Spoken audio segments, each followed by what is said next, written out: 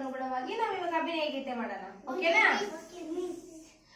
ನನ್ನ ಕೆಂಪು ಬಲೂನು ಮೇಲೆ ಮೇಲೆ ಏರಿತು,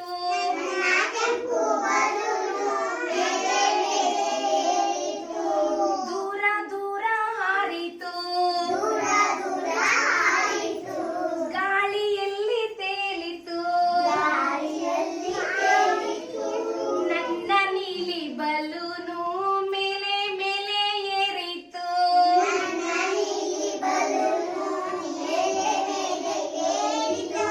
ದೂರ ದೂರ ಹಾರಿತು, ಗಾಳಿಯಲ್ಲಿ ತೇಲಿತು, ನನ್ನ ಹಸಿರು ಬಲೂನು ಮೇಲೆ